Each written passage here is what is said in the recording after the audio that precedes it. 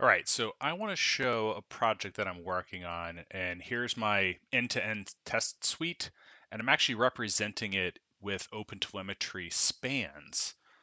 So why would I do this? Also worth noting that I didn't write any of these end-to-end tests at the beginning. I harvested them from the good software. So the way this shakes out in most projects is that you don't write end-to-end tests while you're building features. You're changing things too quickly. Maybe you write unit tests, hopefully you do. You don't write end-to-end tests because the UI is changing so often, or you're working against mocks and you just don't. Then you get to some sort of user acceptance testing or getting ready for release, and you say like, okay, well, now we got to have all these people click around and test all the things. You fix all the bugs, and we're ready. We got like a known good, and we're going to go to production. We'll write we'll write end-to-end tests later for V2, and you don't. Or you write partial and you do all this effort of writing these tests, trying to maintain them. It's a pain in the butt. So what I thought about is, well, when do we have a known good state of an app? After a user acceptance testing phase, a whole lot of humans are clicking around and testing. We've got a pretty good feel that the app works in a way that we're comfortable going and releasing to production. So why don't we just harvest Playwright end-to-end tests from that? So I created a project, and these are public repos, SmokeHarvest. It's primarily a recipe. There's a couple helper scripts, but you can clone this and throw it as a subdirectory in a project. And then it's some prompts for Quad Code or Codex. And go in there. You do have a dependency of, let me, I'll show here we go. Okay, this is my dev machine that I'm VNCing into a separate machine. There are some Docker dependencies, or this is the way that I do it, is I use Docker Desktop. It's just easy to show it. And this new MCP toolkit feature is cool. So the Playwright MCP server, this will allow Claude. I'll just say Claude. You could use Codex just the same, but I'll say Claude. I use Claude more, and it's easier to say for me. So you can ask Claude to use the Docker MCP tools, and it will navigate to a URL. It takes screenshots. It sees what's going on. Click the login. If there's a one-time password, okay, well, that'll go to your authenticator app or your email or phone, whatever. And then you can just feed it into Claude, who will then pass it through the MCP into the field and continue. So you can have this interactive stepwise feedback of crawling the website, clicking things, understanding what's going on, which is dramatically different than trying to write all your tests ahead of time by extracting selectors and then executing the playwright tests and seeing the result. So here you got a known good version of the app. Just clone in this repo or download the zip and copy the folder, and then prompt Claude to crawl your site, like harvest playwright tests from your site, and it will do so. And then it will create the playwright tests, and then you've got a good example. So here's just a simple app. The app kind of means nothing, but just it shows as an example a little tracker for a game. Basic thing, a list of things. It's a list view and a detailed view with some different data and a couple inputs.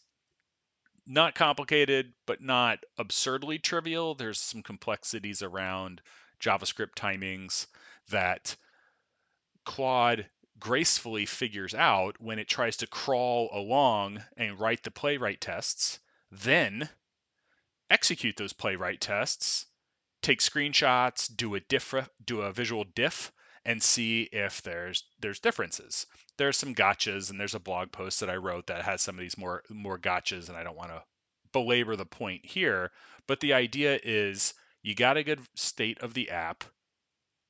Ask Claude to use Playwright MCP to crawl it. Okay, now you've got playwright tests. where did I put it? Playwright tests, and it generates good looking Playwright tests. This is a very simple application, so we only have 2, really, or 3. Yeah, 3 tests, 1 suite. So it does a thing, sees some things, clicks some headings, make sure it sees stuff. Not a big deal. Okay, and then if I run this, the thing that's, and I'm not a quality professional, but using existing tooling as a developer, if I run these end-to-end tests in the browser, I just see pass-fail percentages. I don't really, I know what step it failed on, but I don't really know why. On professional teams that I've worked on, the quality teams tend to use TestRail or similar sort of a software to organize the test cases, run the test suite, provide the screenshots and all that documentation. Most developers or team leads don't have licenses into TestRail, or else they just don't think about it a lot. And even if you go in there, okay, yeah, you see the test suite, but it's at best you get a session ID, and you got to try to like correlate why this test case failed and reproduce the behavior. And it is non-trivial to try to reproduce the behavior. Now, professionally, I spent a lot more time working with OpenTelemetry and observability tooling, and I was like, you know what? Why don't we just represent end-to-end tests as traces via OpenTelemetry? That is what I set up, and there's actually a Python library for this other project, SmokeShow, that you can go and use today. It's OpenTelemetry instrumentation for Playwright end-to-end tests. 1 trace per suite run with a 3-level span hierarchy that gives you full observability into test behavior, timing, and reliability. Right now, I'm showing it all with local Grafana stack, also in Jaeger UI. So I run the OpenTelemetry locally. It goes to Alloy as a collector endpoint, and then there's 3 drains off of Alloy or routes, and it goes to a local Jaeger, a local Tempo, and then Grafana Cloud Tempo. But hey, you could send this to Sumo Logic or wherever else you want to, Datadog, anything. I like doing this stuff locally because then all the data is available to Claude to help have a really tight feedback loop, which I find very useful. All right, so got a little app. It's just a Flask app deployed to Heroku that does a few things, not a big deal. Test cases run and toggles to show only verified arcs, revealed all sections, and then it verifies that if you click into an arc, list view, it sees the detail page. Simple enough. Okay, so the way that this is represented is as a trace, and you can come in, think about a trace as like a test suite or a test run ID, and you can then see, well, here's the whole run. Each test case is a child span. Each action taken to accomplish the test case is like a grandchild span. You can see the exact timing. If there was a fail, and I should probably induce a fail so that we can see one, you would you would see it represented as a failed span. Oh gosh, the other one of how do I show this really? Let's just ask Claude instead of me looking. All right, let's see.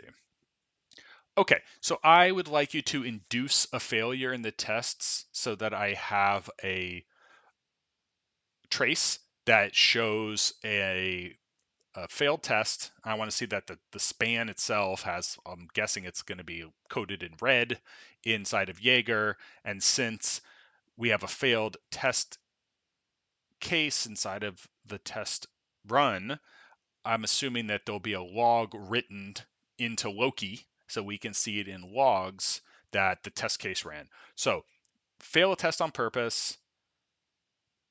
Let me see the trace and the log, and also remind me of which span I could look at to see custom metadata. Can't remember which Oh, I just did an update. So let's grab that text back.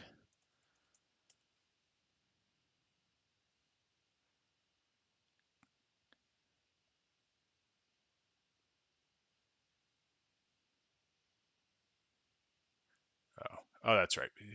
All right.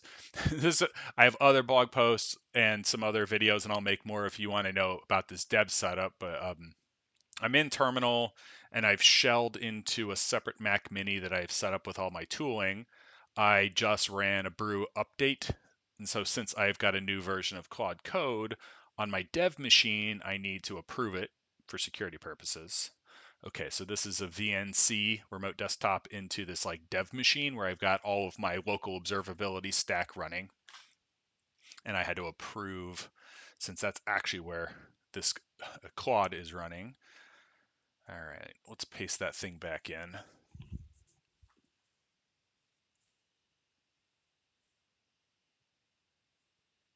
Oh, that's a pretty vague. Let's see if it reminds me. Oop, that's too vague of a prompt after restarting Claude. Sorry, that was too vague after restarting a session. We're inside the dev infrastructure repo and we're trying to record a screencast about the SmokeShow subdirectory. We've implemented SmokeShow in another project, which is in the home folder. If you look in organator/repos/arc damage tracker, then you'll see this where we've instrumented it. And I want you to run those arc damage tracker end-to-end tests. Observe that there's a trace, and then I want to fail a test on purpose so I can view a trace in Jaeger that has failed. And yeah, that's good. Man, it is slightly challenging to do this screencasting of how this stuff works. Oh, okay, cool. I think that's where I wanted it to be. Since working AI coding and all this stuff is a bit of stream of consciousness.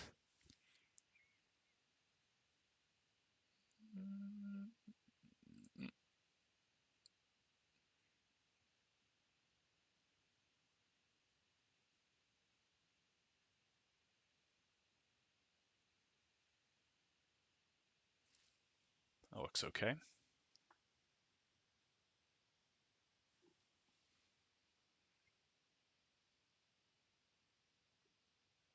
Bring this over.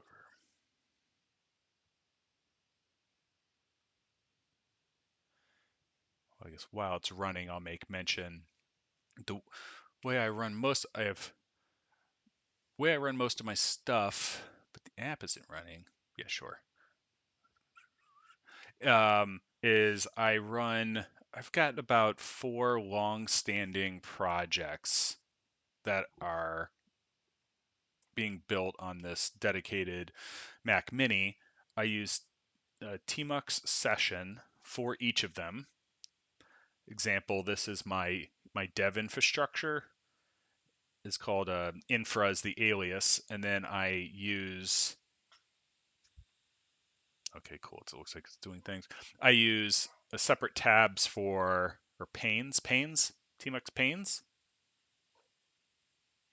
Um, for Windows, Tmux Windows, for the different things that project needs to see, which I won't belabor it here. I'm just trying to a little bit fill time with some moderately useful things. And then I do actually a lot of my coding from my phone, and I use an app called Blink, and I can SSH off my phone, and then all I have to do is type in an alias. It will connect me or attach me to the Tmux session, and then I can just talk using the application Super Whisper. I've built a ton of stuff. Seeing traces you can't do on your phone, and recording screencasts is a little harder to do on your phone, so hey, we're recording it here. Okay. So what it did is it started the app and it ran this test case, this test suite imports SmokeShow, and then there's a bunch of decorators that, as it's executing the test case actions, it writes spans and exports into your OTel collector, which is Alloy in this case. And okay, so what is it telling us to do? We're going to look, I've got traces for the application itself, if a user's using it. What are the timings for all the different actions? But here are the end-to-end tests. And here's the one that just ran with these induced errors. We can see that there's errors.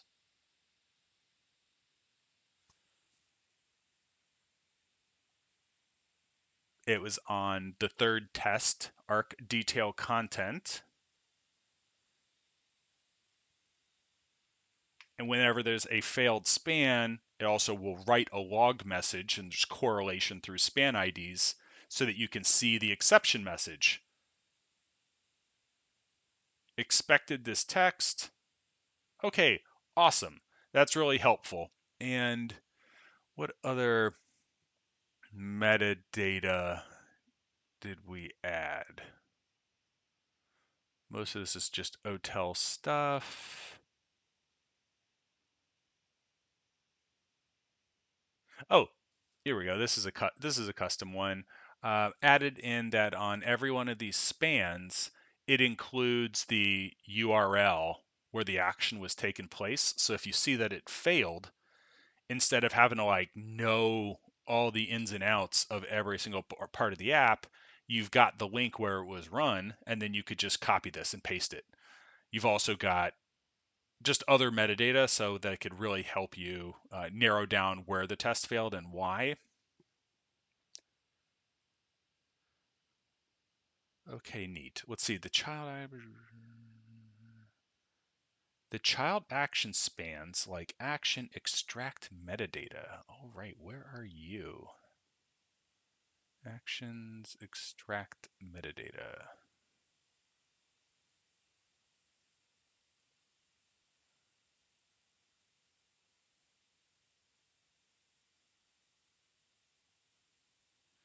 Let's see that. Give me more. Give me more.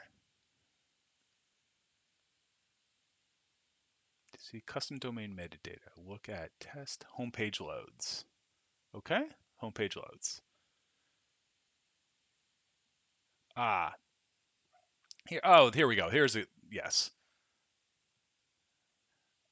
The custom metadata, we prefix it with arc, and we can put in business logic so that total links, visible threat sections, etc.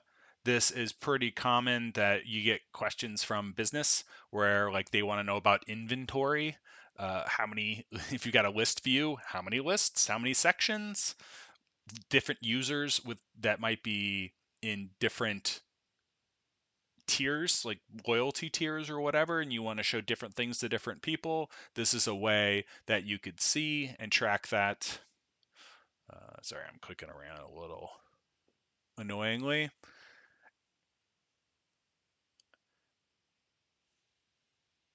Yeah, so I've only had this thing going for a couple days. It just started out as an idea, but I really think this is useful, and I'm going to play with this more. So curious what you all think. If you've got any questions, let me know, or if you want me to show in more detail something, I will try to do so.